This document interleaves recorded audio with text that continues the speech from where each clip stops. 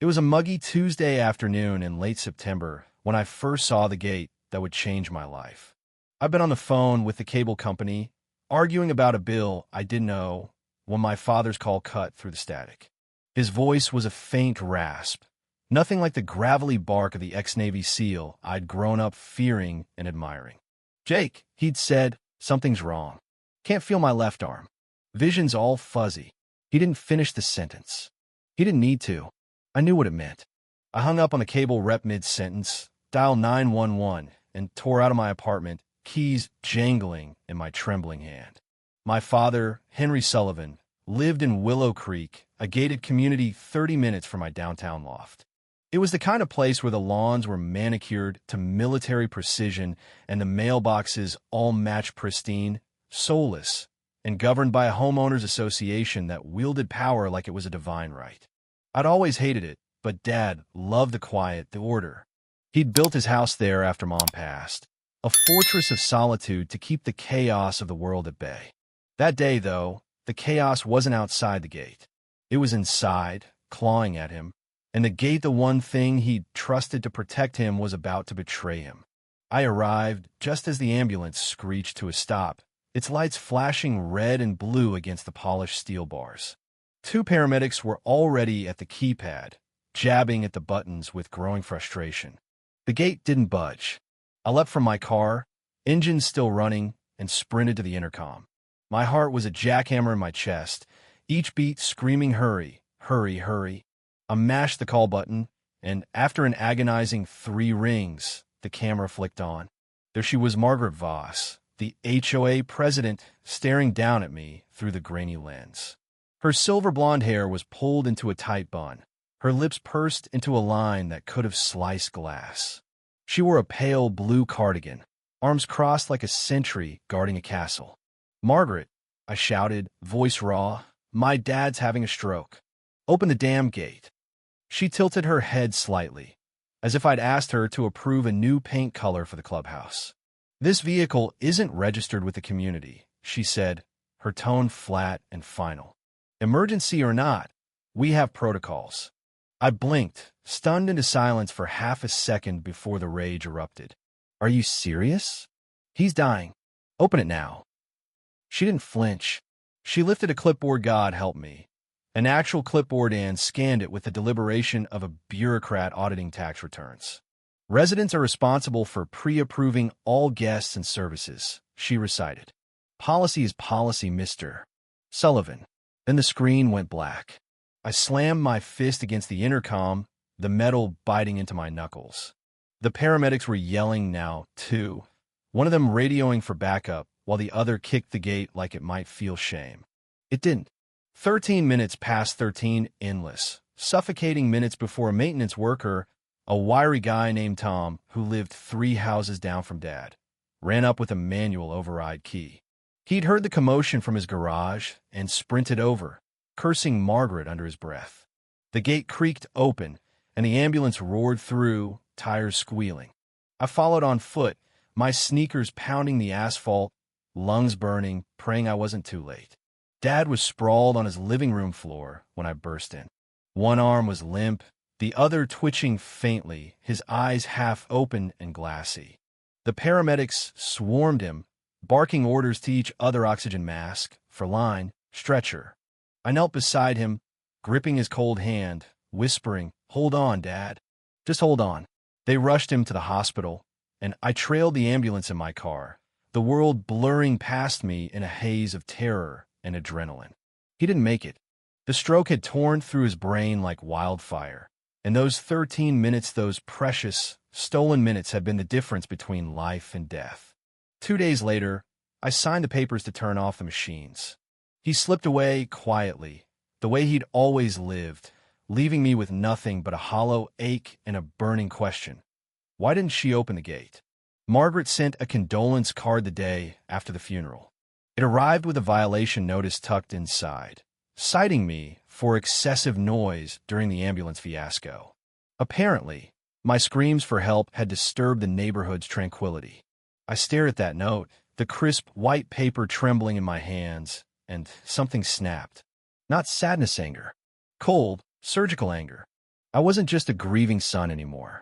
I was a man with a law degree, a knack for digging through fine print, and a vendetta that could have leveled mountains. I started small. Willow Creek's HOA had a charter, a bloated mess of rules and regulations that Margaret treated like scripture. I got my hands on it, along with the community bylaws and every state ordinance I could find. It took me 3 sleepless nights, fueled by black coffee and spite, to spot the first crack, the gate. It had been installed without an emergency override system, a direct violation of local fire codes. Every second it stayed locked during a crisis was a liability waiting to explode. But I didn't stop there. I needed more than a technicality, I needed a reckoning. I knocked on doors, pretending to be the grieving son, just checking in. Hey, how are you holding up after all that? I'd ask casual as could be. The stories poured out like floodwater. Mrs. Carter, a widow down the street, told me her husband's heart attack last year had been fatal because the paramedics couldn't get through in time. A young couple, the Hendersons, lost their garage to a fire because the fire truck was stalled at the gate for 10 minutes. Old Mr. Patel said Margaret fined him $200 for parking his daughter's car facing the wrong way in his own driveway. The list grew, a litany of petty tyranny and quiet suffering, all under Margaret's reign. She didn't see me coming.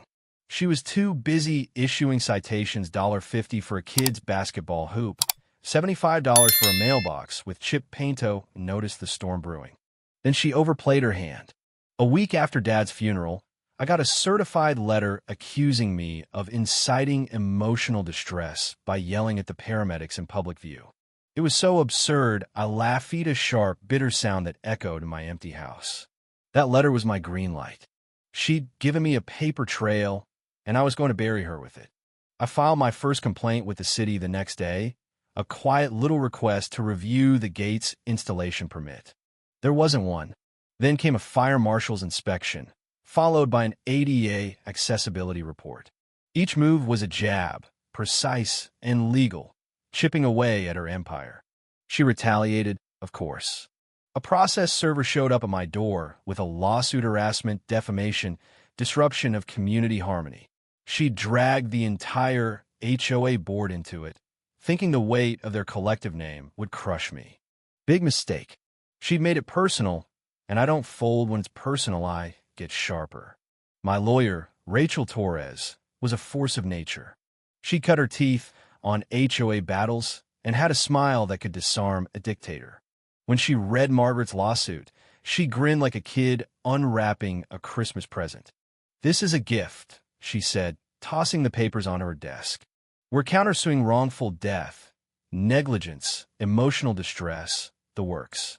She filed the motion that afternoon, and by week's end, the local news was all over it. HOA gate locks out ambulance, man dies. My father's name, Henry Sullivan, rang out on the 6 p.m. broadcast, and suddenly I wasn't alone. People started talking. A retired cop emailed me about a similar incident in his neighborhood.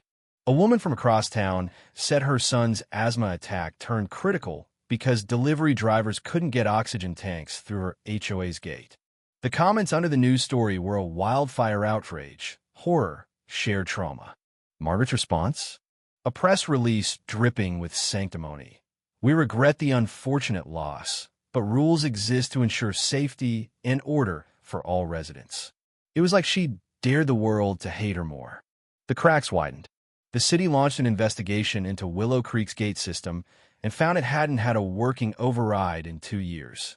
The HOA's insurance had lapsed. Margaret had forgotten to renew it, leaving them naked in a legal storm. Then Rachel subpoenaed their financials, and we hit the jackpot. Margaret had been skimming dues for years. $2,000 spa weekends, $500 dinners, all billed as community outreach. She was a thief with a clipboard, and we had the receipts. But the real blow came from an unexpected ally. Lisa Nguyen, a former board member, called me one rainy evening, her voice shaking. "I've got something you need to see," she said. We met at a diner, where she slid a flash drive across the table. "I quit because of her," she whispered. "She threatened us, faked votes, covered up emergencies. It's all there." I took it home and plugged it in. Emails, logs, mimosa digital confession of Margaret's sins. Gate failures scrubbed from records. A child's death from a delayed ambulance, buried under forged signatures. My father wasn't her first victim, just her latest. That changed everything. This wasn't just a civil spat anymore. It was criminal. Rachel amended the suit to include fraud and negligence, naming Margaret personally. The city attorney took the flash drive and ran with it, uncovering a web of scrubbed logs and silenced complaints. Margaret's empire didn't just crumble, it imploded. The HOA's license was revoked, the community placed under city control. The gate came down in a heap of twisted metal, neighbors cheering as it hit the ground. Margaret fled, her house sold at auction, her name a punchline in every HOA horror story from here to the state line. We settled in the end millions in damages, a public apology, and a lifetime ban on her ever holding an HOA position again. She signed the papers with a trembling hand, eyes hollow, and I walked away without looking back. But the story didn't end there. Lisa called again, weeks later, with a second flash drive. She worked with other HOAs, she said. It's bigger than Willow Creek. I opened it and saw the truth, a network of Karens, gates, and deaths stretching across counties. So I kept going.